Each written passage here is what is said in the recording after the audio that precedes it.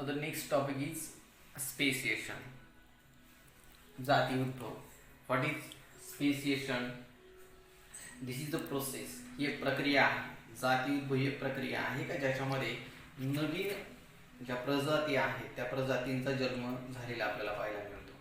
मग या ठिकाणी how the process taken place, त्या ठिकाणी ही प्रक्रिया नक्की घडते कशी, तो भाग या ठिकाणी आपल्याला एक 4-5 मुद्द्यांच्या सहाय्याने सांगितलेला आहे.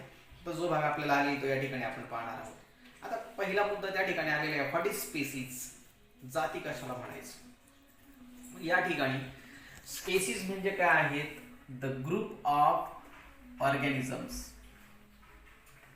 The group of organisms which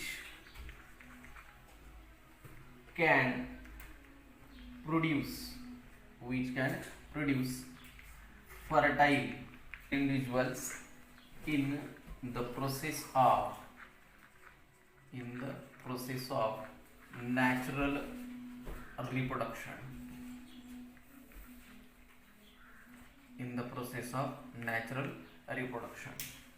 म्हणजे या ठिकाणी काय आहे स्पीसीज, काय आहेत जाती, म्हणजे द ग्रुप ऑफ ऑर्गॅनिझम, सजीवांचा एक गट आहे.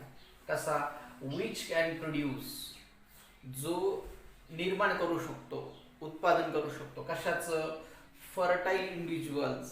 आता फर्टाईलचा अर्थ होतो त्या ठिकाणी जे प्रजननक्षम आहेत, जे प्रजननक्षम आहेत. इंडिव्हिज्युअल्सचा अर्थ होतो एक आता सजीव. मग त्या ठिकाणी फर्टाईल इंडिव्हिज्युअल्स म्हणजेच एखादा प्रजननक्षम जो आहे तो सजीव निर्माण करू शकतो in the process of natural reproduction. म्हणजे नैसर्गिक जी प्रजननाची प्रक्रिया आहे त्या नैसर्गिक प्रजननाच्या प्रक्रियेमधून एक प्रजोत्पादक किंवा त्या ठिकाणी प्रजननक्षम असा सजीव निर्माण करणारा जो गट असतो त्या सजीवाच्या गटाला आपण स्पीसीज म्हणायचं. त्याचा अर्थ काय आहे, सजीवांचा असा गट जो काय करतोय, प्रोड्यूस फर्टाईल इंडिव्हिज्युअल्स. आता फर्टाईल म्हणजे प्रजननक्षम, म्हणजेच काय, जो नवीन जन्माला येणारा जो कोणी सजीव आहे, जो न्यू इंडिव्हिज्युअल आहे तो कसा असला पाहिजे, फर्टाईल असला पाहिजे, म्हणजेच प्रजननक्षम असला पाहिजे. म्हणजेच काय, त्याने सुद्धा काय केलं पाहिजे, पुढे जाऊन त्याने सुद्धा पुनरुत्पादन ही प्रक्रिया केली पाहिजे. म्हणजे त्याच्यापासून परत नवीन एखादा सजीव निर्माण झाला पाहिजे. तयार होणारा जर त्या ठिकाणी इनफर्टाईल असेल, म्हणजे त्या ठिकाणी तो प्रजननक्षम नसेल, तर ती प्रजातच होऊ शकत नाही, तिथेच नष्ट होणार आहे. म्हणून या ठिकाणी तयार होणारा जो इंडिव्हिज्युअल जो आहे तो कसा असला पाहिजे, त्या ठिकाणी फर्टाईल असला पाहिजे, म्हणजे प्रजननक्षम असला पाहिजे. आणि सगळ्यात महत्त्वाचे आहे, कधी तयार झाला पाहिजे, in the process of natural reproduction. नैसर्गिक प्रजननाची जी प्रक्रिया आहे, म्हणजे काय, अलीकडं त्या ठिकाणी प्रजननाच्या अशा काही हे आलेल्या आहेत, मॅनमेड प्रोसेस आलेल्या आहेत की ज्याच्यामध्ये त्या ठिकाणी प्रत्यक्ष एखादी माता किंवा पिता हा जरी त्या ठिकाणी फर्टाईल नसला, प्रजननक्षम नसला, तरी सुद्धा त्या ठिकाणी त्याच्यामध्ये गर्भधारणा करता येऊ शकते. आणि त्या ठिकाणी कृत्रिम रेतनाच्या प्रक्रियांमधून आपण एखादा नवीन सजीव जो आहे निर्माण करू शकतो. दोघांपैकी एखाद्यामध्ये दोष असला त्या ठिकाणी ही प्रक्रिया करता येऊ शकते. म्हणून त्या ठिकाणी ती प्रोसेस नॅचरल रिप्रोडक्शन प्रोसेस होऊ शकत नाही. मग नॅचरल रिप्रोडक्शन म्हणजे काय, त्या ठिकाणी जी नैसर्गिक प्रजननाची प्रक्रिया आहे, नॅचरली त्या ठिकाणी रिप्रोडक्शन झालं पाहिजे. मग नॅचरली रिप्रोडक्शन प्रक्रियेमध्ये तयार होणारा जो कोणी सजीव आहे तो कसा असला पाहिजे, त्या ठिकाणी प्रजननक्षम असला पाहिजे. म्हणजे तो सुद्धा पुढे जाऊन काय करू शकला पाहिजे, प्रजनन करू शकला पाहिजे. That is the species. ती जी जात असते, तो जो एक हे असतो, गट असतो सजीवांचा, त्याला म्हणायचं एखादी प्रजात. आता या ठिकाणी दुसरा मुद्दा सांगता येतं आपल्याला का, हे जे इव्हॅल्युशन असतं, evolution is responsible for production of new species. म्हणजे त्या ठिकाणी हे जे इव्हॉल्युशन आहे, म्हणजेच काय, त्याला आपण उत्क्रांती म्हणतो. उत्क्रांती कशाला जबाबदार ठरते, evolution is responsible for the new production of new species. म्हणजे उत्क्रांतीमुळे काय होतात, नवीन सजीवांची निर्मिती झालेली आपल्याला पाहायला मिळते. आता हा मुद्दा आपण याच्यामध्ये पाहिलेला आहे, डार्विनचा जो सिद्धांत आहे त्या सिद्धांतामध्ये आपण पाहिलं का, पूर्वी एकच त्या ठिकाणी जीवद्रव्य तयार झालं आणि त्या जीवद्रव्यापासून एक नवीन सजीव, परत त्या ठिकाणी त्याच्यामध्ये बदल होत जाऊन परत अजून एक नवीन सजीव, परत त्याच्यामध्ये बदल होत जाऊन त्या ठिकाणी अजून एक नवीन सजीव. म्हणजे प्रत्येक रिप्रोडक्शनच्या प्रक्रियेमध्ये जेव्हा पुनरुत्पादन होतं त्यावेळेला काही बदल घडून येतात आणि हे बदल घडत पुढे काही 10, 15, 20, 25 पिढ्या जातात आणि त्या ठिकाणी नंतर बदल होत होत जाऊन अजून एक नवीन सजीव निर्माण झाले आपल्याला पाहायला मिळतं. जसं माकड होतं, माकडापासून त्या ठिकाणी मग माणसाची निर्मिती झाली. याला प्रक्रिया जी आहे ती बरीच पुढं प्रक्रिया गेली. त्याच्यामध्ये मग आपण पाहिले माणसाचे वेगवेगळे प्रकार. त्या ठिकाणी पहिला थोडा वाकलेला वगैरे जे बदल होत गेले माणसाचे, त्यांचे आपण प्रकार पाळलेले आहेत. होमोसेपियन्स वगैरे जे आहेत ते त्याच्यामध्ये येतो भाग. तो आपल्याला नाही आता सद्यस्थितीला, ते तुम्हाला याच्यामध्ये आहे. इव्हॉल्युशन जो आहे, माणसाची जी उत्क्रांती आहे पुढे त्याच्यामध्ये आलेलं आहे ते. आता त्या ठिकाणी मुद्दा या ठिकाणी सांगता येतो का, हे जे इव्हॉल्युशन आहे, उत्क्रांती जी आहे ती उत्क्रांती कशाला जबाबदार ठरते? नवीन सजीवांच्या प्रजाती आहे, त्या प्रजातींच्या निर्मितीसाठी इव्हॉल्युशन जबाबदार ठरलेलं पाहायला मिळतं. मग त्या ठिकाणी नवीन सजीव जे निर्माण होतात, एक जात आहे, त्या जातीमध्ये बदल होत गेले आणि त्या ठिकाणी न्यू स्पेसीज त्या ठिकाणी तयार झाली, एखादी नवीन प्रजात तयार झाली. मग which factors are responsible for this? Two factors are responsible for this. That is, first is the geographical condition and second is the reproductive changes. Reproduction होताना आपण पाहिलं का, ज्यावेळेला डीएनए जे असतात त्या डीएनएच्या याच्यामध्ये जो क्रम असतो, त्या क्रमामध्ये जर त्या ठिकाणी जी गुणसूत्र असतात त्या गुणसूत्रांच्या क्रमामध्ये जर बदल झाला तर त्या ठिकाणी तयार होणारा जो नवीन सजीव असतो त्याच्यामध्ये काही चेंजेस निर्माण झालेले पाहायला मिळतात. That is the reproductive changes. मग त्या ठिकाणी first factor responsible for the evolution and production of new species, म्हणजे उत्क्रांती आणि नवीन सजीवाच्या निर्मितीला जर जबाबदार ठरणारा पहिला घटक असेल, that is the reproductive changes. त्याला आपण पुनरुत्पादन जे आहे ते पुनरुत्पादनातील बदल हा म्हणतो. आणि दुसरा घटक आहे ते जिओग्राफिकल कंडिशन, म्हणजे त्या ठिकाणी प्रत्येक सजीव जो असतो ते वेगळ्या वातावरणामध्ये राहत असतो. वातावरणाचा सुद्धा परिणाम त्याच्यावरती झालेला आपल्याला पाहायला मिळतो. जसं आजूबाजूचं वातावरण तशी त्याच्या शरीरामध्ये त्या ठिकाणी बदल घडून येत राहतात आणि त्या ठिकाणी त्या सजीवामध्ये तसे बदल आपल्याला झालेले पाहायला मिळतात. म्हणजेच एकंदरीत सजीव जो आहे तो तयार होताना ह्या दोन गोष्टींच्या परिणामातनं त्या ठिकाणी पुढे त्याच्यामध्ये बदल झालेले पाहायला मिळतात. Two factors, geographical conditions and the reproductive changes are responsible for the production of the new species. नवीन सजीवांच्या निर्मितीसाठी हे दोन घटक जबाबदार ठरलेले पाहायला मिळतात.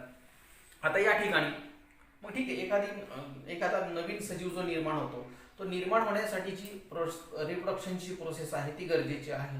मग त्या ठिकाणी ही जी रिप्रोडक्शनची प्रोसेस आहे त्या रिप्रोडक्शनच्या प्रोसेसमध्ये त्यांनी कंडिशन सांगितलेली आहे. That is the condition for the process of reproduction. म्हणजे न्यू स्पेसीज ज्या आहेत त्या न्यू स्पेसीसच्या निर्मितीसाठी रिप्रोडक्शन गरजेचं आहे आणि रिप्रोडक्शनसाठी सगळ्यात महत्त्वाची एक कंडिशन त्या ठिकाणी सांगितलेली आहे. Condition for the reproduction, that is the organism or the individual from the one species, एका प्रजातीमधला जो सजीव आहे cannot reproduce from the individuals from the other species. म्हणजे समजा एका जातीचा सजीव आहे, आता समजा त्या ठिकाणी बैल आहे आणि त्या ठिकाणी समजा एक मेंढी आहे. आता बैलाची प्रजात वेगळी आहे आणि मेंढीची प्रजात वेगळी आहे. मग the individuals from the one species cannot produce from the individuals of the other species. एका प्रजातीचा जो प्राणी आहे तो दुसऱ्या प्रजातीच्या प्राण्याबरोबर त्या ठिकाणी रिप्रोडक्शनची प्रोसेस करू शकत नाही.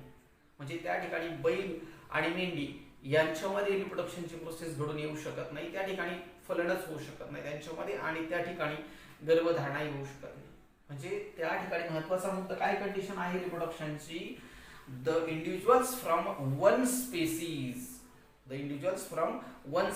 Cannot produce from the individuals of the other species. दुसऱ्या प्रजातीबरोबर फलन करून त्या ठिकाणी नवीन सजीव निर्माण होऊ शकत नाही. ही महत्वाची कंडिशन त्याच्यामध्ये पाहायला मिळते. त्याच्यानंतर आता त्या ठिकाणी दुसरा मुद्दा सांगता येतो का each species live in a specific geographical condition. आपण त्या ठिकाणी जबाबदार घटक पाहिले याच्यासाठी इव्हॉल्युशनसाठी आणि न्यू स्पेसीसच्या निर्मितीसाठी. मग ते जे घटक आहेत त्या घटकांमध्ये आपण पहिला भाग पाहिला का त्या ठिकाणी each organisms survive in a specific geographical condition. एका विशिष्ट जिओग्राफिकल कंडिशन मध्ये भौगोलिक परिस्थितीमध्ये सजीव निर्माण होत असतो. their food, their habitat, their reproductive ability and the period of the reproduction is different.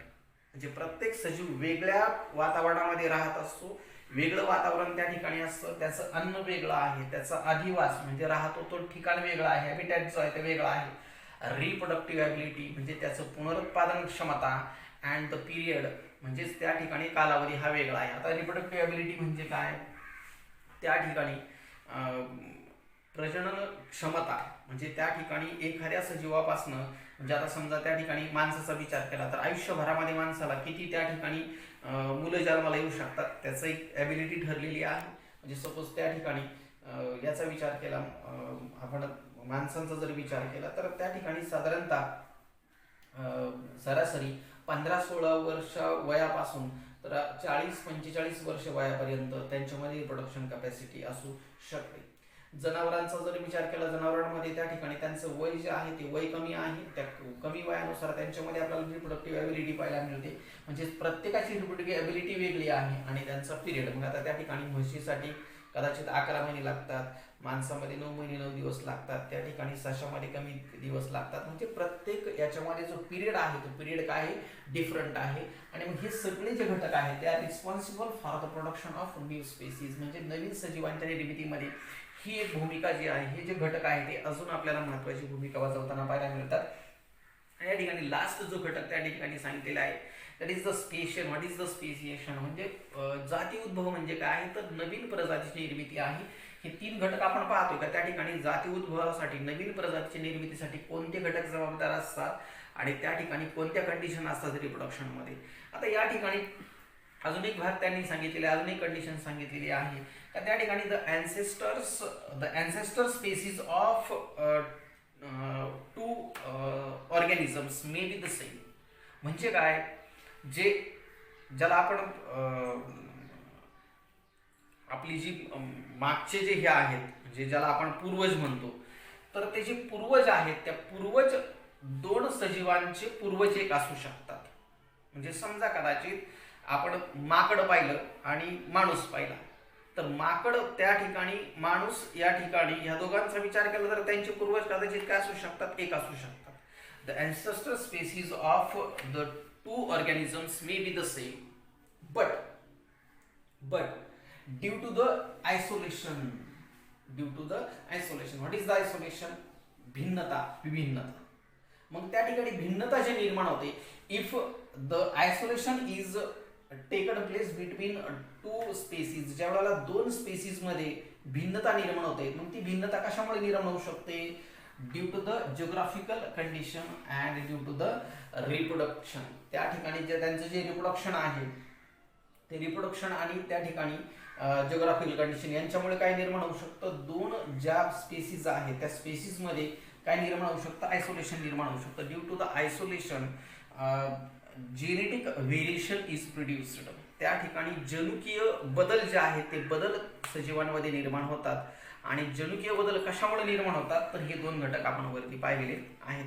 मग या ठिकाणी due to the isolation after a very long period of time दीर्घ कालावधीनंतर त्या ठिकाणी genetic variation is produced in the organisms. सजीवांच्या ज्या 2 जाती आहेत त्या 2 जाती कदाचित त्यांच्यामध्ये काय निर्माण होऊ शकतो म्हणजे सजीवांचे समजा 2 गट आहेत 2 ग्रुप्स आर देअर. त्या ठिकाणी एकाच जातीचे सजीव आहेत आणि त्याचे 2 ग्रुप्स आहेत. मग त्या ग्रुप्समध्ये काय घडून येऊ शकतं जिओग्राफिकल कंडिशन नाही रिप्रोडक्शनमुळे काय होऊ शकतं त्या ठिकाणी आयसोलेशन घडून येऊ शकतं विभिन्नता येऊ शकते आणि त्यामुळे काय घडून येऊ शकतं after a long period of time म्हणजे एकाच जातीचे 2 सजीव होते त्या 2 सजीवांमध्ये त्या ठिकाणी जिओग्राफिकल कंडिशन रिप्रोडक्टिव्ह जे चेंजेस आहेत ते चेंजेस घडत जाऊन त्या ठिकाणी काही बऱ्याच कालावधीनंतर त्यांच्या ते जे 2 गट होते त्या 2 गटांमध्ये आयसोलेशन निर्माण होऊन त्या ठिकाणी त्यांच्यामध्ये जेनेटिक काय होऊ शकतं व्हेरिएशन निर्माण होऊ शकतं and this genetic variation responsible for the speciation of that 2 new species. म्हणजे त्या 2 नवीन ते जे 2 गट होते एकाच प्रजातीचे त्यांच्यामध्ये काय घडून आलं ह्या कंडिशनमुळं आयसोलेशन घडून आलं आणि आयसोलेशन मध्ये नंतर after a long period of time genetic variation is produced, जनुकीय त्या ठिकाणी बदल निर्माण झाले and two new species are produced, that is the process of speciation. This isolation is responsible for the speciation. जाती उद्भवासाठी हे जे आयसोलेशन आहे म्हणजे त्या ठिकाणी विभिन्नता आहे त्यांच्यामधली, ही विभिन्नता जाती उद्भवासाठी आपल्याला जबाबदार ठरलेली पाहायला मिळते. Means isolation is responsible for the speciation. Means speciation is the production of new species of from the same group of organisms. एकाच गटाचे सजीव होते त्यांच्यापासून काय तयार होणार, नवीन दोन जाती तयार होणार. That is the speciation. This is the process of speciation.